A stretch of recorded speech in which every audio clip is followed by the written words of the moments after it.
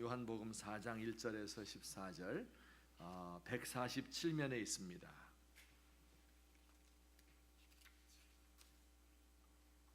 우리 한 절씩 교독하시겠습니다. 예수께서 제자를 삼고 세례를 베푸시는 것이 요한보다 많다 하는 말을 바리새인들이 들은 줄을 주께서 아신지라.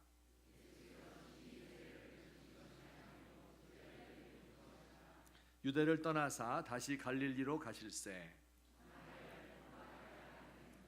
사마리아에 있는 수가라 하는 동네에 이르시니 야곱이 그 아들 요셉에게 준 땅이 가깝고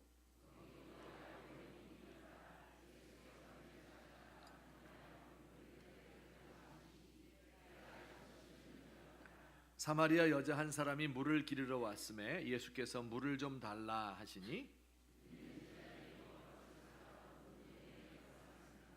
사마리아 여자가 이르되 당신은 유대인으로서 어찌하여 사마리아 여자인 나에게 물을 달라 하나이까 하니 이는 유대인이 사마리아인과 상종하지 아니함이로라.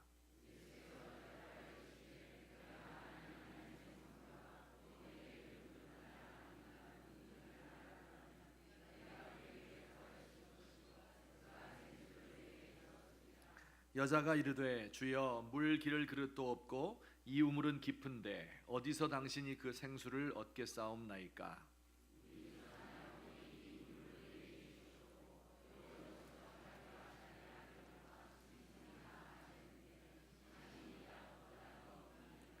예수께서 대답하여 이르시되 이 물을 마시는 자마다 다시 목마르려니와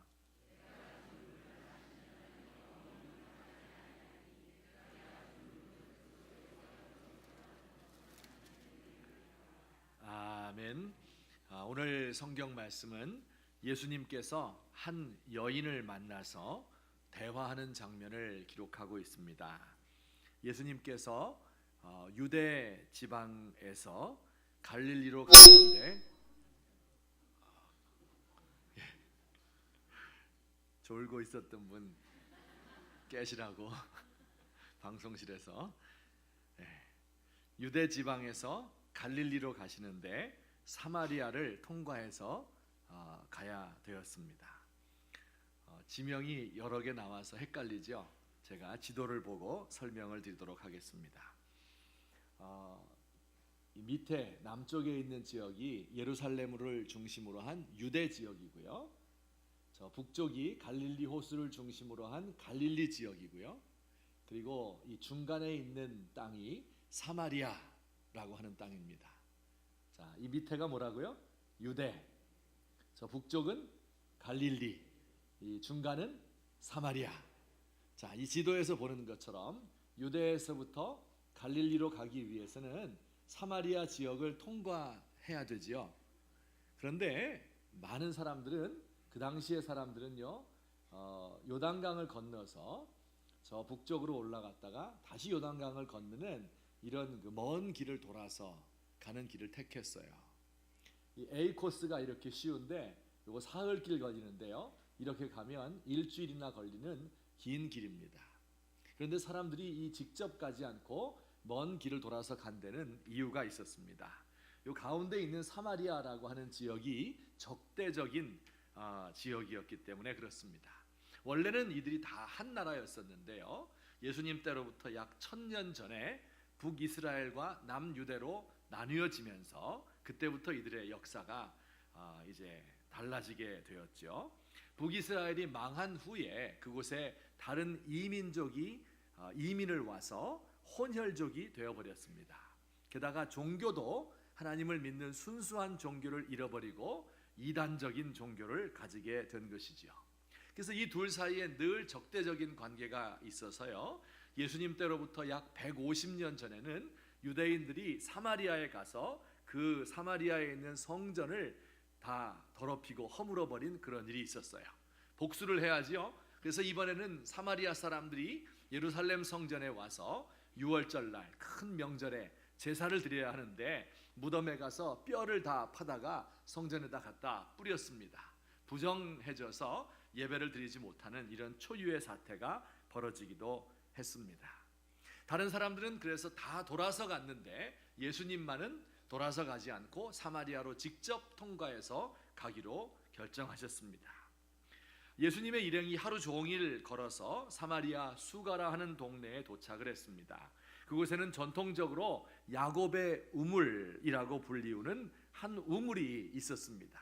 우리 사진을 보여주시면 저게 한 100년 전에 찍은 사진인데요. 우물의 요 아구가 한 1.2m 정도 되는 그 좁은 우물이고요. 그런데 깊이가 한 20m나 되는 아주 깊은 그런 우물입니다. 현재는 그 위에 교회를 세웠어요. 이게 교회당의 내부이고요. 그리고 교회당의 외부 멋진 교회를 세워서 야곱의 우물을 예배하고 있습니다. 바로 저기에서 우리 예수님께서 한 여인과 대화를 나누신 것입니다. 이들이 모두 먼 행로에서 지쳤죠. 그래서 제자들은 먹을 것을 사러 동네에 들어갔고요. 예수님만 홀로 앉아 계셨습니다. 그때 한 여인이 동네에서부터 물동이를 이고 나타났습니다. 그 당시에 물을 깃는 것은 여인들의 몫이었고, 보통 여인들은 여럿이 대화를 주고받으며 서로 수다를 떨면서 물을 기르러 오는 것이 일반적인 예일 것입니다. 이렇게 말이에요. 지금도 저렇게 물 깃는 여인들이 여러 명이 함께 물동이를 이고 가고 있습니다. 재미있는 것은 요 여인을 보면 다른 분은 물동이를 다 똑바로 이었는데 이분은 삐뚤어했어요. 게다가 손도 안 대고, 야, 진짜 물 깃는 달인인 것 같습니다. 어쨌든 이렇게 여러 명이 함께 물을 기르러 가야 되는데 예수님이 앉아 계실 때 나왔던 여인은 혼자서 물을 기르러 왔습니다. 예수님께서 이 여자와 만나서 대화를 시작하는 겁니다. 그 대화가 오늘 말씀 7절부터 26절까지 긴 대화인데요. 그 대화의 내용에서 이걸 제가 다 설명드릴 수가 없고, 이것을 요약해서 영적인 진리, 이것을 제가 두 가지로 나누어서 설명을 드리도록 하겠습니다. 우선 첫째, 다 같이 읽습니다. 시작. 이런 진리를 알 수 있어요. 모든 사람은 영적인 영혼의 갈망을 가지고 있습니다. 기억하실지 모르겠는데요. 우리 3주 전에 니고데모라는 사람에 대해서 제가 설교 드린 일이 있습니다. 기억하십니까? 하도 오래돼서 3주나 되었어요. 니고데모는 바리새인이었죠. 세속에 물들지 않기 위해서 분리된 삶을 사는 종교인이었습니다. 그는 유대인의 지도자였어요. 70인으로 구성된 사내들인 공회의 회원이었고, 또 나이가 많으신 이스라엘의 정신적인 지도자요 스승이었습니다. 양심과 용기를 지닌 용기 있는 지성인이라 이렇게 말씀드릴 수가 있겠습니다. 자, 그런데 오늘 이 요한복음 4장에 나오는 이 여인은 3장에 나오는 그 니고데모와는 여러 가지 점에서 영반대되는 그런 사람이었어요. 우선 첫째로 이 여인은 여자였죠. 달랐어요. 지금은 여성들이 종교적인 감수성이 더 예민하다고 생각되고 우리 교회도 여성 성도가 더 많은 편이지만요, 그 당시에는 여성들은 별로 생각을 하지 않는 이런 B급 인간이다 이렇게 생각이 되었던 때였어요. 한때 그랬습니다. 사마리아인이었죠. 사마리아인은 제가 말씀드린 것처럼 유대인들이 사마리아인을 싫어했고 이단 취급을 했던 종교적으로 아주 열등한 그런 백성이었습니다. 또 예수님과의 대화 가운데 나타나는데요, 이 여인은요 남자 5명과 차례로 살다가 지금은 6번째 남자와 살고 있는 여자입니다. 사별을 했을 수도 있고 이혼을 당했을 수도 있고 혹은 계대 결혼, 그러니까 형이 죽으면 대를 잇기 위해서 동생과 사는 그런 계대 결혼을 했을 수도 있겠지만은 어쨌든 5 남자를 거쳤고요, 지금은 6번째 남자와 살고 있습니다. 혼자서 물을 길러 나온 것이 어쩌면 당연한 것이었을 것이에요. 동네에서 손가락질을 당하고 따돌림을 당했다는 것을 우리는 쉽게 상상할 수가 있습니다. 예수님께서 이 여인에게 물었어요. 남편이 있는가? 남편을 데리고 오라. 이렇게 이야기를 했습니다. 그때 이 여인의 대답이 이렇습니다. 저는 남편이 없습니다. 이렇게 말했어요.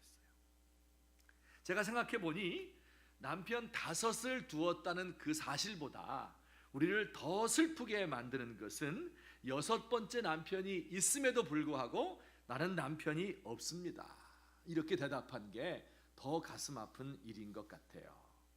정식으로 결혼을 안 했기 때문에 그런지, 아니면 곧 헤어질지 몰라서 그랬는지, 아이 데리고 혼자 살 수 없어서 사랑하지도 않는 사람과 살고 있어서 그랬는지는 모르겠지만 어쨌든 그녀에게 남편은 없는 존재였습니다.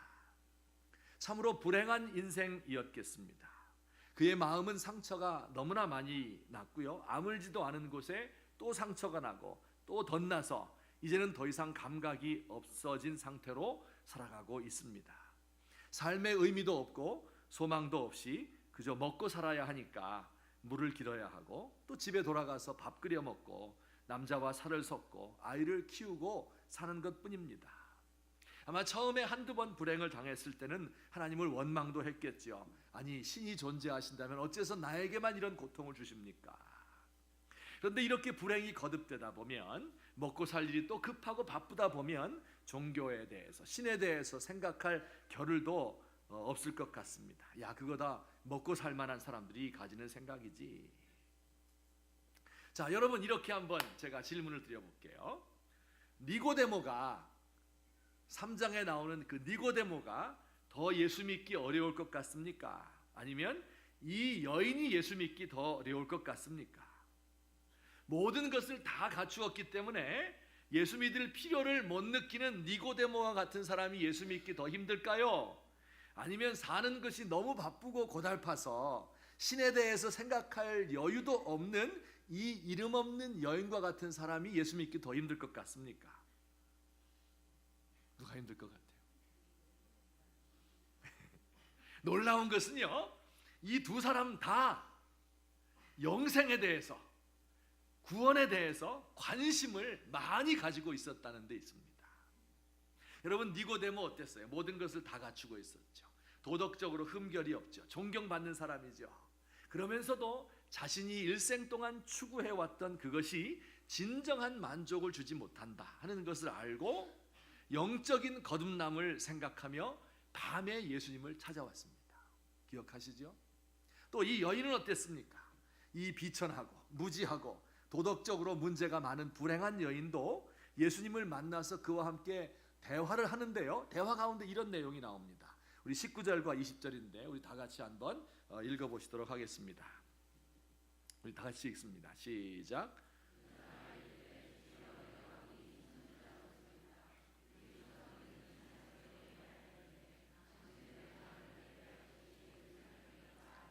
예수님이 범상한 분이 아니구나 하는 것을 깨닫고 맨 처음으로 예수님에게 이런 질문을 했어요. 주여, 내가 보니 당신은 선지자입니다.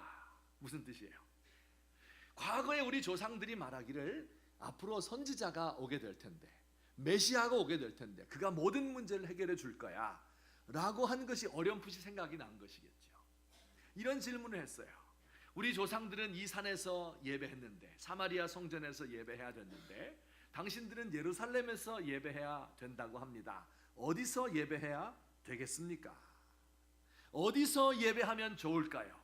어디서 하나님을 찾으면 만날 수 있을까요? 여러분, 하나님에 대한 질문을 하고 있는 거예요, 안 하고 있는 거예요? 하고 있는 거죠. 하나님에 대해서는 질문할 수도 없고 하지도 않을 것 같은 여인의 입에서 나온 맨 처음 질문이 어디에 가서 하나님을 예배할 수 있습니까? 이것이었습니다. 그렇습니다, 여러분. 이 세상의 모든 사람들은 영적인 갈급함을 가지고 하나님을 찾고 있습니다. 니고데모와 같은 부족할 것 없는 완벽한 것 같은 사람도 하나님이 필요하고, 이 너무 살기 힘들어서 하나님 찾을 시간도 없을 것 같은 이 여인도 하나님을 만나야 되는 거예요. 로마 시대에 가난하고 무지했던 변방의 떠돌이들에게만 예수님의 복음이 전파되는 것이 아니라 로마 제국의 심장부라 할 수 있는 정복자들, 장군들, 원로원들, 이런 사람들의 가정에도 복음이 파고 들어갔습니다. 돈이 넘쳐서 주체할 수 없는 재벌들도 영적으로는 공허하고요, 가난해서 하루 먹을 것 없이 사는 비정규직 노동자들도 영혼의 갈망을 가지고 있습니다. 여러분, 신의 존재를 부정하고 대적하는 안티기독교 젊은이들이 있지 않습니까? 여러분, 이들도 하나님에 대한 관심이 있는 거예요. 있으니까 그렇게 대적을 하죠. 없는 사람은 아예 신경도 쓰지 않겠지요. 하나님에 대한 믿음을 먹을 것과 바꾸어 버린 종교 행상인들도 다 파고 들어가면 그 안에 영적인 갈망이 있습니다.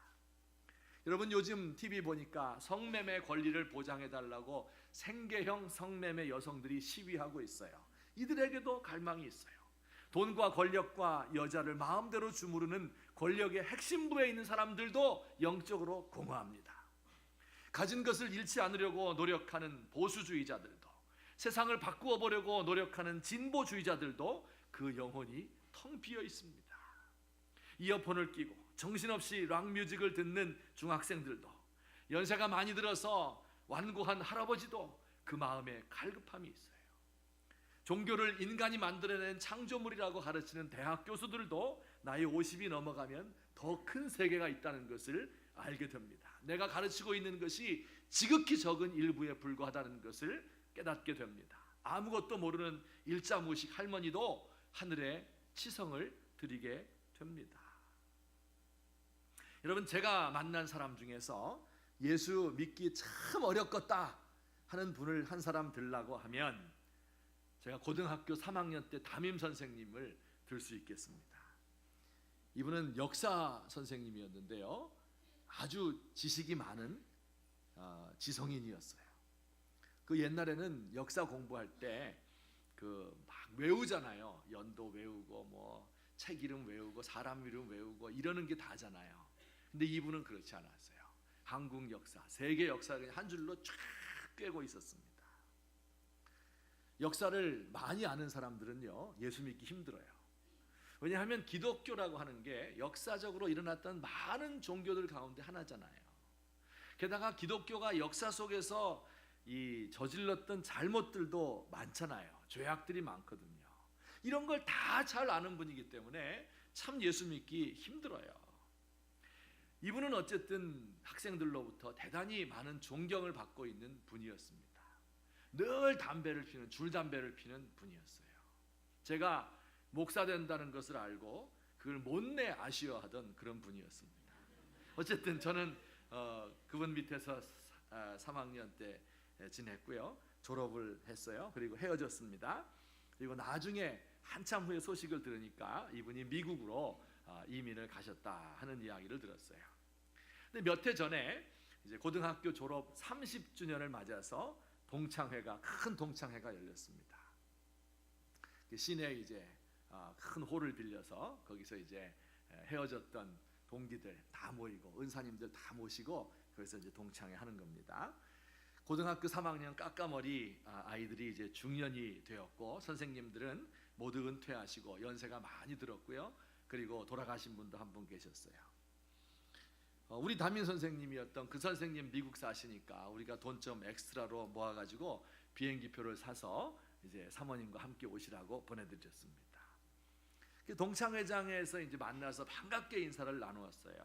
그리고 며칠 후에 우리 제 아내와 함께 우리 선생님이니까 제가 그 머무시는 숙소까지 찾아뵈었습니다. 큰 절을 올리고 대화를 나누었습니다. 근데 그때 선생님이 방에 들어가더니 가방에서 주섬주섬 뭘 꺼내 가지고 나오시는 거예요. 보니까 커다란 성경책을 가지고 나오시는 거예요. 그런데 그 성경책 앞을 이렇게 딱 펼쳐보면 맨 앞장에 보니까 제 이름이 쓰여져 있어요. 제 이름이. 이렇게 말씀하셨어요. 이거 자네가 준 선물인데 생각나나? 아이고, 생각이 가물가물합니다. 제가 고3 때 이 졸업을 하면서 무슨 생각에서 그랬는지는 모르겠는데 성경책 크고 두꺼운 거 하나 사서 선생님께 선물 드렸던 것 같아요. 그 필지가 제 글씨예요. 보니까 그 제가 드린 성경을 가지고 계셨고, 또 미국에서부터 그걸 가지고 왔어요. 절 보여주려고 그랬는지. 그러면서 당신도 미국 가서 예수 믿고 시카고의 한 교회에서 안수집사가 되었다, 이렇게 이야기하는 것을 제가 들었습니다. 정말 예수 믿지 않을 것 같은, 정말 딴 사람 다 믿어도 이분은 끝까지 안 믿을 것 같은 분이었는데 그 마음에 영적인 공허가 있고 영적인 갈망이 있고 하나님을 찾는 마음이 있었던 거예요. 여러분, 예수님이 이 사실을 잘 아셨죠. 그래서 니고데모가 밤에 그를 찾아왔을 때 주저하지 않았습니다. 그와 대화 많이 나눌 것도 없이 내가 다시 태어나지 않으면 하나님 나라를 볼 수도 없고 들어갈 수도 없다, 단호하게 이야기하셨습니다. 이 여인에게 다가가서 말을 거시면서 영혼의 문제에 대해서 내가 너에게 영생하는 생수를 줄 것이다 약속하셨습니다. 예수님은 그 누구도 두려워하지 않으셨고요, 그 누구도 꺼려하지 않았습니다. 우리도 예수님처럼 우리 주변에 있는 사람들에게, 나 자신은 물론이고 우리 모두가 다 영적인 필요를 가지고 있는 사람, 영적으로 공허하고 그리고 영적인 갈망을 가지고 있는 사람이다 하는 것을 꼭 기억해야 합니다. 구원에 대한 갈망이 사람들에게 있는 것을 알고 그에게 다가가서 복음을 전해야 되는 이런 의무가 우리에게 지워져 있습니다. 마치 예수님이 그러셨던 것처럼 우리도 사람들에게 다가갈 때 두려워하지도 말고 꺼려하지도 말고 누구에게든지 나아가서 꼭 저 사람 예수 안 믿을 것 같은 그 사람에게도 영적인 갈급함이 있음을 기억하기를 예수님의 이름으로 부탁합니다. 이게 첫 번째 이 대화에 나타난 진리입니다. 두 번째 진리는 무엇일까요? 우리 다 같이 시작.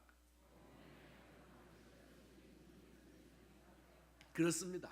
영혼의 갈급함을 채울 수 있는 분은 예수님밖에 없다 하는 것을 주께서 가르쳐 주셨습니다. 예수님이 이 여인에게 하신 말씀을 들어봅시다. 여자에게 말을 거니까 말이에요. 이 여자가 아니 당신 유대인인데 사마리아 사람 여자에게 물을 달라고 하십니까? 우리 적대적인 관계 아니었어요? 이렇게 질문을 하자 예수님이 대답하셨습니다. 다 같이 시작. 예수께서 대답하여 이르시되 내가 만일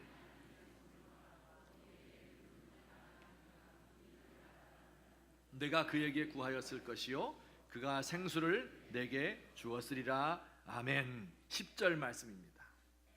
내가 만일 하나님의 선물과 내게 물 좀 달라 하는 이가 누구인 줄 알았으면 내가 그에게 나에게 구했을 것이다. 그리고 내가 너에게 뭘 줘요? 생수를 주었으리라. 이렇게 말씀하셨어요. 예수님이 이 여인에게 뭘 주신다고요? 생수를 주신다. 생수가 뭡니까? 생수. 생수가 뭐죠? 생명수? 생명수의 준말 생수 그런 뜻일까요? 우리나라에서는요 생수라는 말의 뜻이 샘에서부터 솟아나는 천연수, 땅을 깊이 파고 300m 안반 위에 있는 흐르는 그 물, 이것을 생수라고 부릅니다. 끓이면 돼요 안 돼요? 끓이면 생수 아니죠. 미네랄이 다 파괴되었기 때문에 생수라고 부르지 않습니다. 옛날에 우리나라는 어디든지 파면 막 생수가 나왔죠. 근데 지금은 제주도 삼다수 이런 거 생수를 병에 넣어서 팝니다. 그래서 그걸 뭐라고 불러요? 생수 한 병 주세요. 이렇게 이야기를 하죠. 근데 그 당시에 유대인들은 생수라는 말이 꼭 샘에서만 솟아나는 물이 아니라 흐르는 물은 다 생수라고 했어요. 샘물은 물론 생수이고요. 강물, 시냇물, 또 비가 많이 와서 물이 흐르잖아요. 그러면 그것도 생수라고 불렀습니다. 이것들은 모두 하늘에서 내리는 물이고 하나님이 주시는 물이고 움직이는 물, 리빙 워터, 생수 이렇게 불렀습니다. 자, 그런데 예수님은 왜 자신을 가리켜서 생수라고 했을까요? 왜 내가 생수를 주겠다고 이야기했을까요? 이것은 마치 물이 모든 사람의 삶에 꼭 필요한 것처럼 우리 영혼에 물이 꼭 필요하기 때문에 우리 영혼에는 예수님이 주시는 그 생수가 필요하다는 것이죠. 우리 영혼의 갈증을 해결하죠. 때로는요 우리의 영혼이 바짝 마른 농과 같아요. 그래서 막 쩍쩍 갈라져 있잖아요. 여러분 우리의 마음이 말라서 갈라지고 메마른 그런 경험을 우리가 하지 않습니까? 누가 한번 건드리기만 하면 확 터질 것 같아요. 바짝 말라 있어요. 근데 거기에 생수가 쫙 들어가게 되면 삶의 기쁨이 생겨요. 삶의 의미가 생겨요. 삶의 환희가 생기게 되고 사는 목적이 분명해지게 됩니다. 영적인 갱신이 일어나서 하나님과 사귀게 되고 하나님과 만나게 됩니다. 영적인 안정감을 누리게 됩니다. 나뿐만 아니라 내 속에서 생수가 흘러나오면 어떻게 돼요? 이 세 개의 생수를 나누어 주는 거예요. 다른 때는 사람들이 나 만나면 불행했어요. 그런데 생수를 가지게 되면 나 만나면 그 사람에게 생수를 줄 수가 있어요. 나 때문에 그 사람이 살맛나고 행복해지게 되는 것이죠. 여러분, 우리 사람들에게는요 여러 가지 욕구들이 있습니다. 제일 기본적인 욕구는 생리적 욕구지요. 먹고 마셔야 되고 잠을 자야 되고 배설해야 돼요. 또 신체적으로 감정적으로 안전하게 살고 싶은 욕구가 있어요. 사회적인 욕구가 있습니다. 친밀한 관계를 원하고 인정을 받고 싶고 소속되고 싶어요. 이성 교제하고 결혼해야 됩니다. 이게 끝이 아니죠. 사회적으로 존경을 받고 싶고 나를 성취하고 싶은 것, 이것이 인간이에요. 무엇인가 가지고 싶은 것, 성취하고 싶은 것이 많습니다. 여러분, 그것들이 잘못된 게 아니에요. 이거 추구하는 게 다 잘못된 게 아닌데, 문제는 뭐냐면 이런 욕구들의 맨 밑바닥에 더 근원적인 궁극적인 갈망이 있어요. 이게 하나님을 향한 갈망이거든요. 이게 영적인 욕구이거든요. 이것을 채우지 못하면 다른 것들은 다 헛된 것들이 되고 말아요. 이 서양 속담에 하루가 행복하려면 이발을 하고, 한 달 행복하려면 새 차를 사고, 1년 행복하려면 결혼을 해라 하는 말이 있습니다. 정말 그런 것 같아요. 저도 한 2주에 한 번 정도 깨끗이 이발도 하고 염색을 하고 목욕을 하면 하루 종일 그렇게 기분이 좋을 수가 없어요. 어떻게? 지금도 좀 제가 그 손질 좀 이렇게 차고 나왔는데 괜찮잖아요. 아닌가? 새 차 사면 어때요? 문 열고 들어갔을 때 향기가 말이에요. 새 차 냄새. 야, 그 도어가 척 하고 닫혀요. 새 차는 도어가 쾅 하고 안 닫혀요. 척 하고 닫힐 때. 차를 세워놓고 어때요? 삑삑 하고 들어가면서 한 번 더 보죠. 야, 잘 빠졌다. 이렇게 하면서. 근데 한 달쯤 지나게 되면 그 문 옆에 붙어있던 파란 고무 파킹 그거 떨어질 때쯤이면 사랑댐 다 한 거예요. 그때는 삑삑하고 안 쳐다봅니다. 결혼하면 어때요?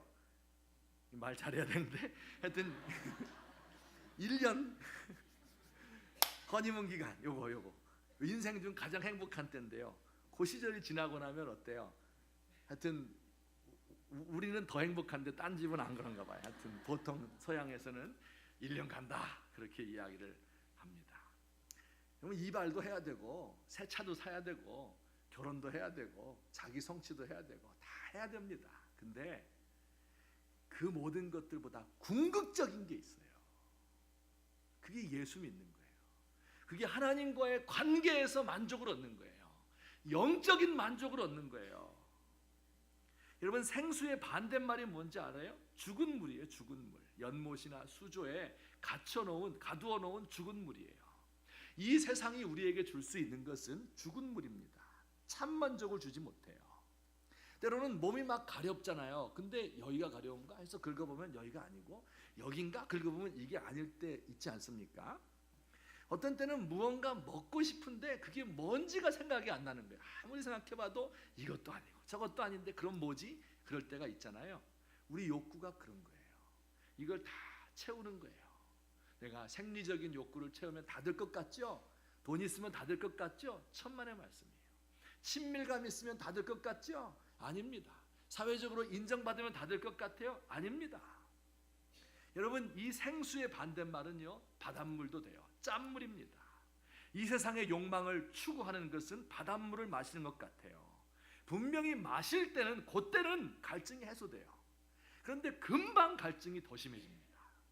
돈을 가지면 가질수록 더 가지고 싶죠.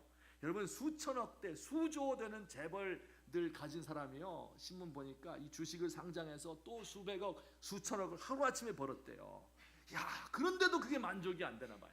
그래서 그걸 가지고 좀 나 같으면 좀 막 도와주고 막 세금 내고 막 이러면 좋겠는데 그것도 안 내려고 해요. 부자임에도 불구하고 욕심을 부리고 돈을 안 쓰는 건지 아니면 돈을 안 쓰다가 부자가 된 건지는 모르겠지만 더 젊은 여자, 더 예쁜 여자 만나면 뭐 젊어지고 행복해지고 욕망이 만족이 됩니까? 여러분, 인정을 받고 싶은 욕구 있죠. 자기 성취하고 싶은 욕구 있죠. 이것을 추구하고 또 추구하고 더 많은 사람들로부터 인기를 얻은들 뭐 합니까? 이미 가진 명예도 주체를 못하면서 더 큰 명예를 가지려고 하다가 패가 망신하는 사람 모두 짠 물을 마시는 거예요. 여러분, 이것들이 우리에게 만족을 주지 못합니다. 오직 영적인 갈망이 있고 그 영적인 갈망을 채워주시는 분은 예수님밖에 없다 하는 것이 우리 주님의 말씀입니다. 여러분, 이 생수의 반대말이요, 고인물, 썩은 물, 이것도 돼요. 썩은 물이요, 처음부터 썩는 줄 아십니까? 아니에요. 처음에는 생수예요. 처음엔요, 모든 물이 다 생수입니다. 근데 이게 시간이 지나면서 고이게 되고 썩는 거지요. 예수 믿은 지 오래된 사람들 중에서 정체된 신앙인들이 있어요. 예수 믿는 것은요, 정체되어 있는 것이 아니에요. 머물러 있는 것이 아니에요. 고여 있는 것이 아닙니다. 매일매일 새롭게 물을 퍼내는 것입니다. 여러분, 우리 예수님께서 19절에서 14절에서 이렇게 말씀하셨어요. 우리 같이 읽겠습니다. 시작.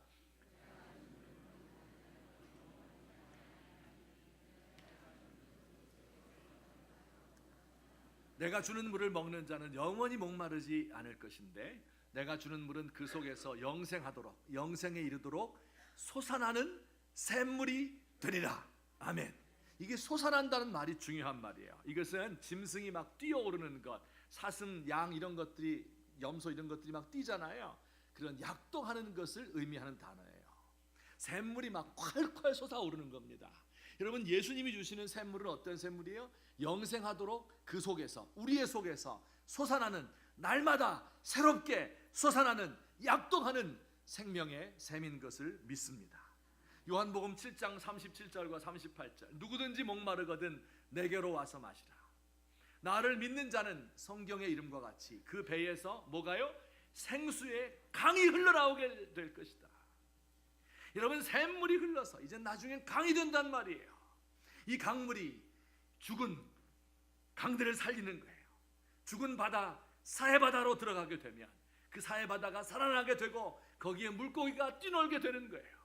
그 강물이 가는 곳마다 사방에 나무가 자라나게 되고 푸른 잎이 청청하게 되고 그리고 열매가, 과실이 12달 맺히는 게 되는 것입니다. 여러분, 이것이 속에서부터 샘물이 흘러나온다, 생수의 강이 흘러넘친다 하는 말씀의 뜻입니다. 우리 가운데서 아직 예수님을 잘 모르시고 생수가 무엇인지를 모르시는 분이 있다면 예수님, 나에게 이 물을 주십시오.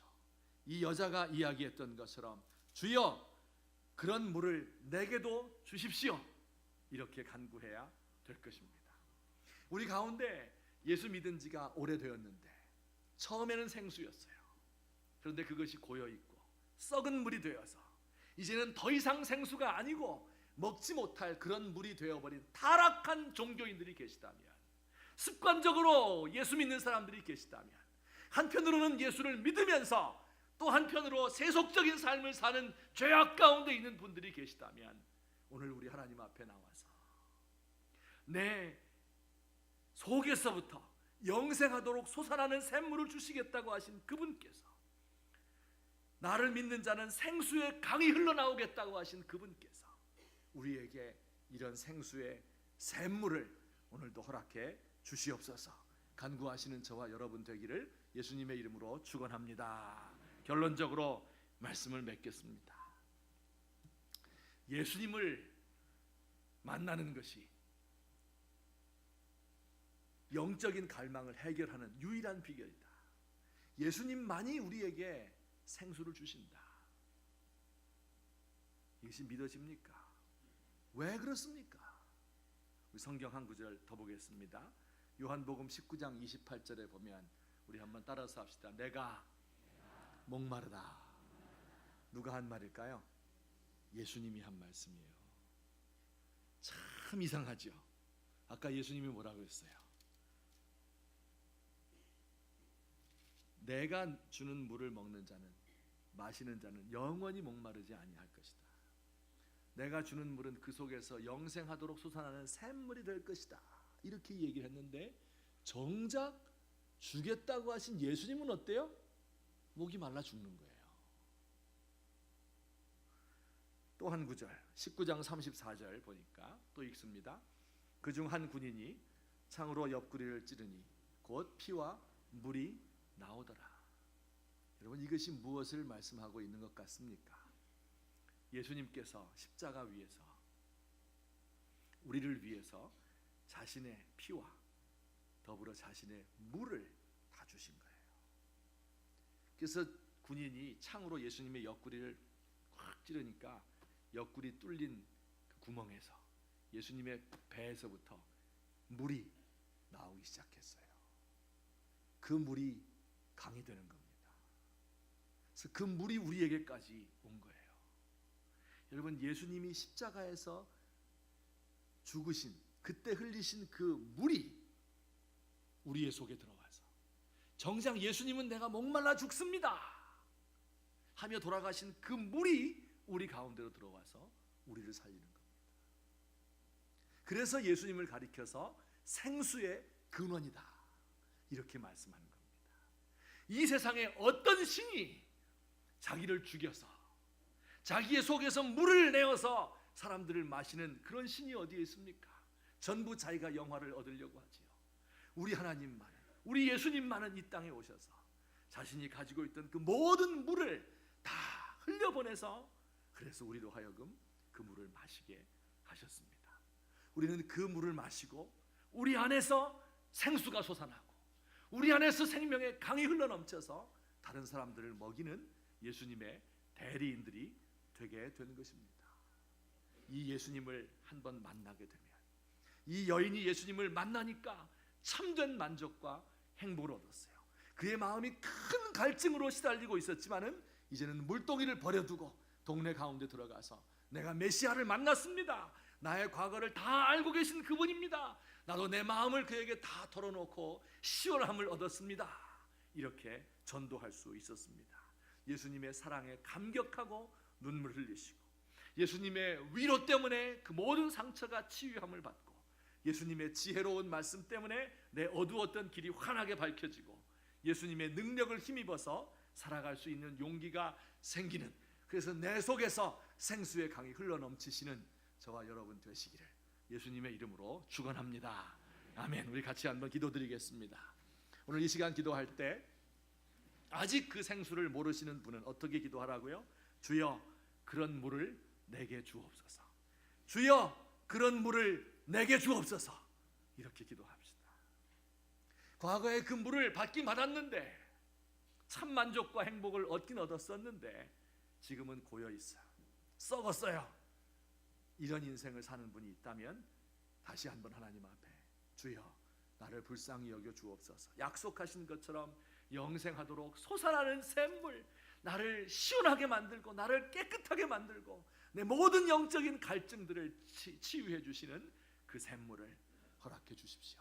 내 속에서 강물이 흘러넘쳐서 사람들에게 생명을 전달할 수 있도록 하여 주옵소서. 우리 같이 한번 간절하게 기도드리겠습니다.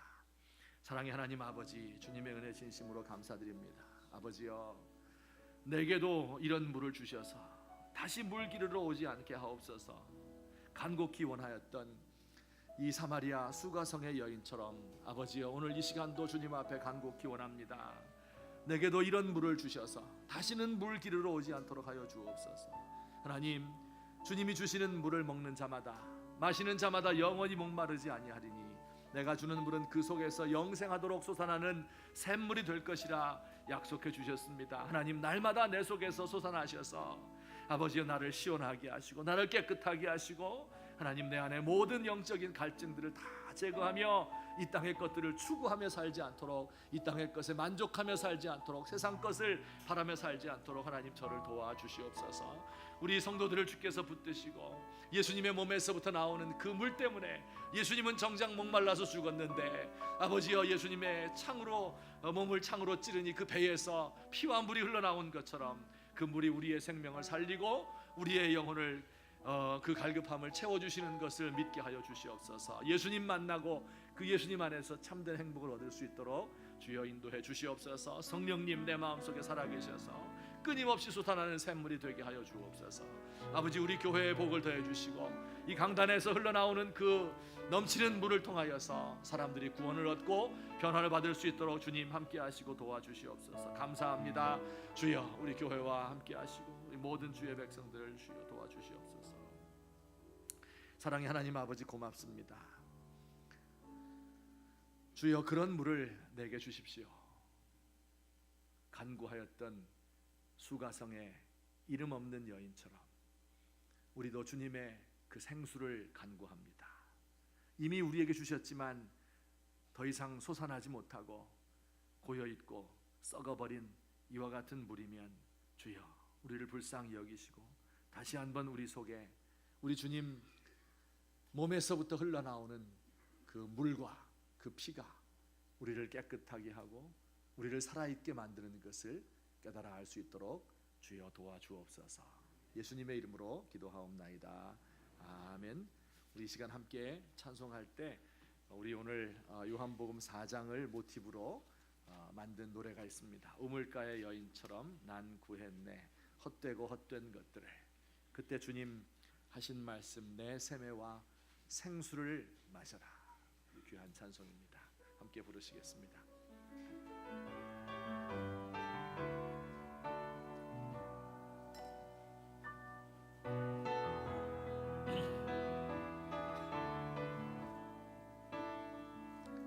우물가의 여인처럼 난 구했네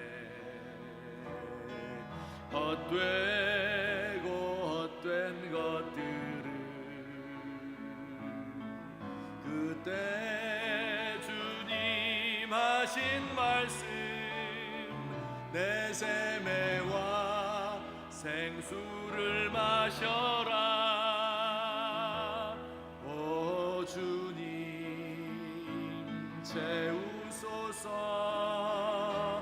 나의 잔을 높이 듭니다. 하늘 양식 내게 채워주소서. 넘치도록 채워주소서. 많고 많은 사람들이 찾았었네. 헛되고 헛된 것들을 주 안에 감추인 보배. 세상 것과 난 비길 수 없네. 오 주님 채우소서. 나의 잔을 높이 듭니다. 하늘 양식 내게 채워주소서. 넘치도록 채워주소서. 내 친구여 거기서 돌아오라. 내 주의 넓은 품으로 우리 주님 너를 반겨 그 넓은 품에 안아주시리. 오 주님 채우소서. 나의 잔을 높이 듭니다. 하늘 양식 내게 채워주소서. 넘치도록 채워주소서. 우리 이 찬송 다시 한번 부르는데 다 함께 일어나셔서 부르실까요? 우리 가사를 생각하면서 정말 간절한 마음으로, 우리 안에 정말 이 생수가 흐르고 있습니까? 그런데 왜 세상의 것을 우리가 계속해서 탐해야 됩니까? 하나님, 나의 모든 죄악을 씻으시고 내 모든 영적인 공허함을 가득 채워 주옵소서. 기쁨과 성령이 충만한 삶을 살도록 나를 도와주십시오. 우리 간절한 마음, 기도하는 마음으로 함께 부르겠습니다. 우물가의 여인처럼 난 구했네. 헛되고 헛된 것들을 그때 주님 하신 말씀, 내 세매와 생수를 마셔라. 오 주님 채우소서. 나의 잔을 높이 듭니다. 하늘 양식 내게 채워주소서. 넘치도록 채워주소서.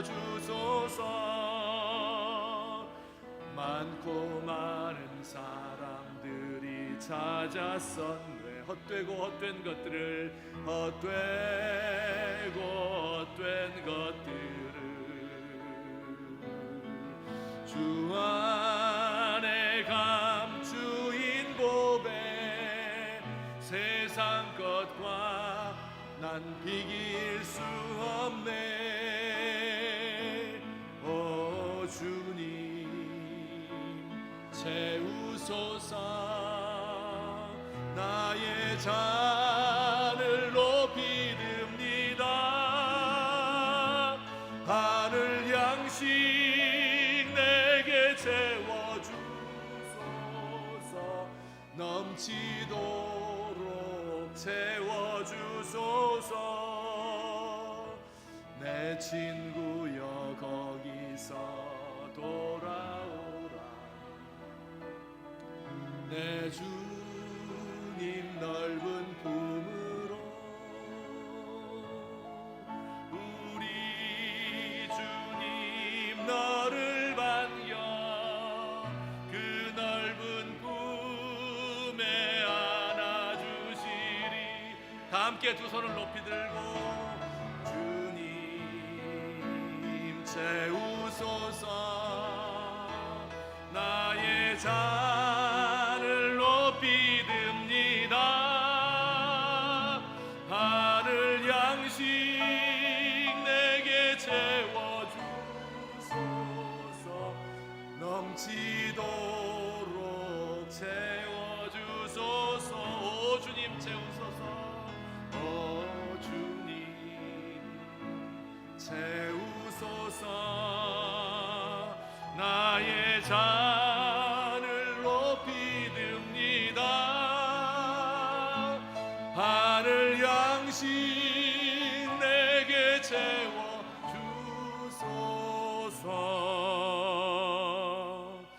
넘치도록 채워주소서.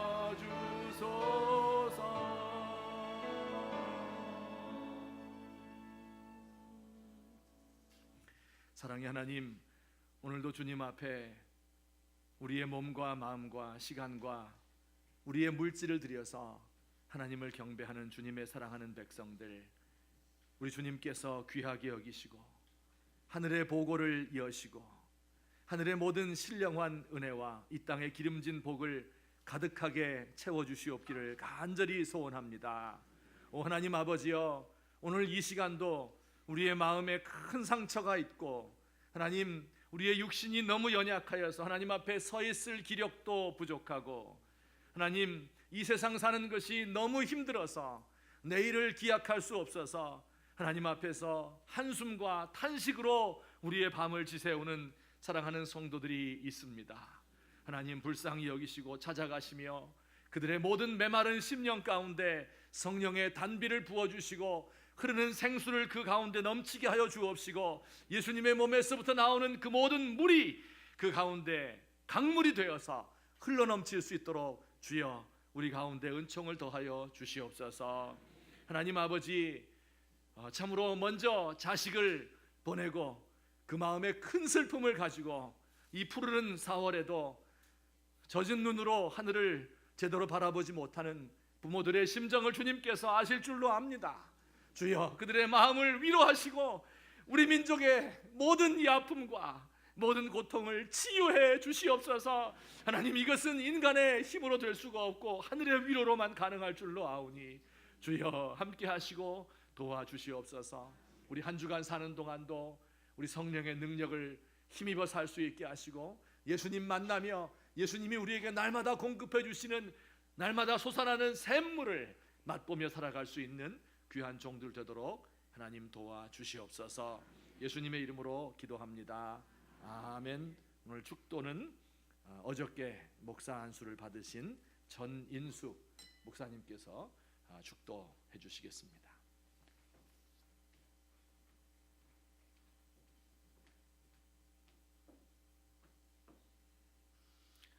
이제는 우리 주 예수 그리스도의 은혜와 하나님의 지가신 사랑과 성령의 교통하심이 사마리아 여인을 만난 예수께서 누구든지 목마르거든 내게 와서 마시라, 나를 믿는 자는 성경에 이룬 것 같이 내 배에서 생수의 강이 흘러나오리라고 말씀을 받고 돌아가는 성도들의 머리 위에, 또한 그들의 가정과 직장과 나라 위에 주님께서 세우신 우리 교회와 백석 화군과 백석 총회 위에 이제로부터 영원토록 함께 할지어다. 아멘.